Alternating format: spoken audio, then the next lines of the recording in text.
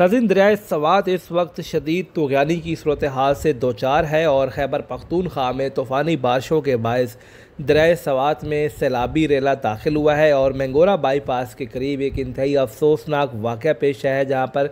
17 सयाह दरियाए सवात के अंदर मौजूद थे और घूमने फिरने की घर से ये लोग यहाँ पर आए थे और इस शदीद तूग़यानी की सूरत हाल में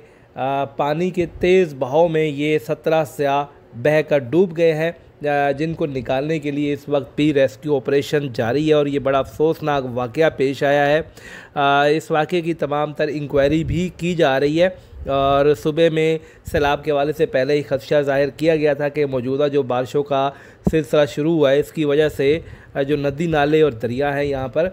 तूग़यानी की सूरत हाल पैदा हो सकती है। तो ये वाक़या कुछ इसी तरह से पेश आया है और तकरीबन 80 से ज़ायद रेस्क्यू एहलकार इन सियाहों को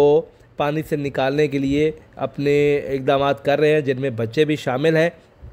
ये वाक़या तकरीबन सुबह 9 बजे पेश आया था, जब डस्का और मर्दान से ताल्लुक़ रखने वाले एक ही ख़ानदान के ये सियाह सवात पहुँचे थे और उसके बाद दरिया के बीचों बीच ये सैर के लिए दाखिल हो गए। तो इस दौरान अचानक से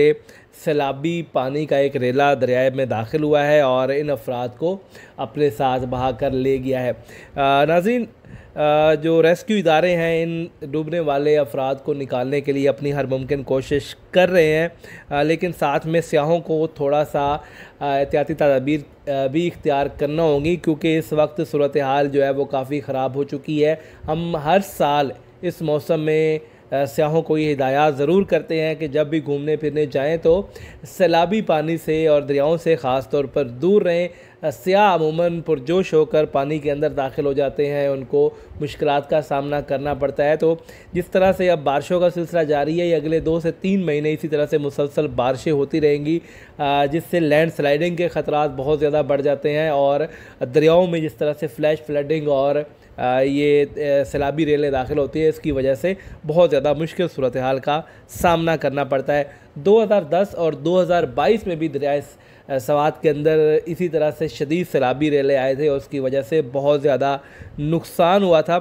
पानी का बहाव इस वक्त दरियाए सवात में कदरे कम हो चुका है, लेकिन जो सियाह इस सैलाबी रेले में बह गए थे वो उनको तलाश करने के लिए इस वक्त ऑपरेशन जारी है और वज़ीर आला खैबर पख्तूनख्वा ने 4 अफसरान को भी मुअत्तल कर दिया है जो लापरवाही में मुलव्वस पाए गए हैं। यकीनी तौर पर